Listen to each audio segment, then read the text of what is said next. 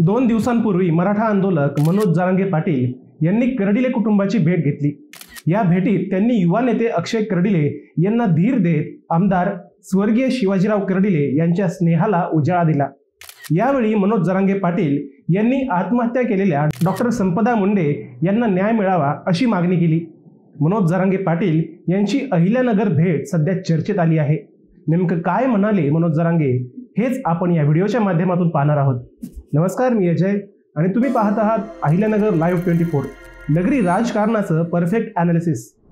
मराठा आरक्षण आंदोलक मनोज जरांगे पाटील यांनी 2 दिवसांपूर्वी अहिल्यानगरला येत कर्डिले कुटुंबांची भेट घेतली। त्यांनी युवा नेते अक्षय कर्डिले यांना धीर देत स्वर्गीय शिवाजीराव कर्डिले यांच्या आठवणींना उजाळा दिला। प्रसार माध्यमांशी ही कर्डिले यांनी संवाद साधला। आम्ही अक्षय कर्डिलेंच्या पाठीशी ठामपणे उभे आहोत याचा पुनरुच्चार जरांगे पाटलांनी केला।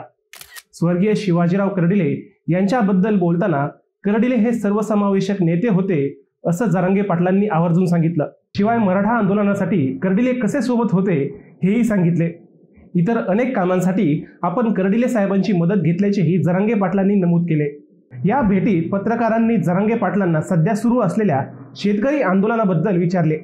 त्यावेळी त्यांनी आता कुठल्याही राजकीय पक्षाशिवाय शेतकऱ्यांनीच त्यांचे आंदोलन उभे करावे असे सुचवले। सध्या राज्यभर गाजत असलेल्या डॉक्टर संपदा मुंडे आत्महत्या प्रकरणाबद्दल जरांगे पाटलांनी आपली भूमिका सांगितली। संपदा ताईंना न्याय मिळण्यासाठी मी पाठपुरावा करणार असल्याचे जरांगे पाटलांनी स्पष्ट केले।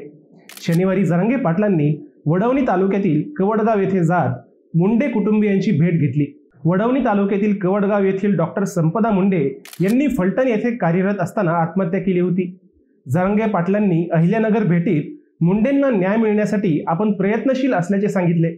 पत्रकारांनी उपमुख्यमंत्री अजित पवार यांच्या शेतकऱ्यांबद्दलच्या स्टेटमेंटबद्दल जरांगे पाटलांना प्रश्न विचारला। त्यावर आपण अजित पवारांचे स्टेटमेंट पूर्णपणे ऐकले नसल्याचे त्यांनी सांगितले। मात्र अजित पवारांनी शेतकऱ्यांबद्दल असं बोलणं चुकीचं आहे असंही त्यांनी स्पष्ट केलं। मंत्री विखे पाटलांनी जरांगे पाटलांचे उपोषण सोडण्यात यशस्वी मध्यस्थी केली होती। त्यानंतर पहिल्यांदाच जरांगे पाटील हे कर्डिलेंच्या भेटीला आले होते। या भेटीनंतर जरांगे पाटील हे कर्डिले कुटुंबाच्या पाठीशी ठामपणे उभे असल्याचे स्पष्ट झाले। युवा नेते अक्षय कर्डिले यांनीही वडिलांच्या कमतरता भासू न देता तातडीने समाजकार्याला सुरुवात केली। शनिवारीच ते चिचोंडी पाटील येथे विकास कामांची भेट घ्यायला पोहोचले। त्यापूर्वी नगरच्या सहकार सभागृहात स्वर्गीय शिवाजीराव कर्डिले यांना श्रद्धांजली वाहण्याच्या कार्यक्रमातही भाजपने पूर्ण ताकदीनिशी कर्डिले कुटुंबियांच्या पाठीशी उभे राहण्याचाच निर्धार केला। आगामी स्थानिक स्वराज्य संस्था निवडणुकीत अक्षय कर्डिले हे भाजपच्या कार्यकर्त्यांना आपल्या वडिलांची कमतरता जाणवू देणार नसल्याचे त्यांच्या कृतीतून दिसत आहे। मित्रांनो, तुम्हाला हा विषय कसा वाटला ते आम्हाला कमेंट करून नक्की सांगा। शिवाय व्हिडिओ आवडला असेल तर व्हिडिओला लाईक करा आणि चॅनलला सबस्क्राईब करायला विसरू नका। पुन्हा भेटूयात नवीन विषयावर। तोपर्यंत सप्रेम नमस्कार।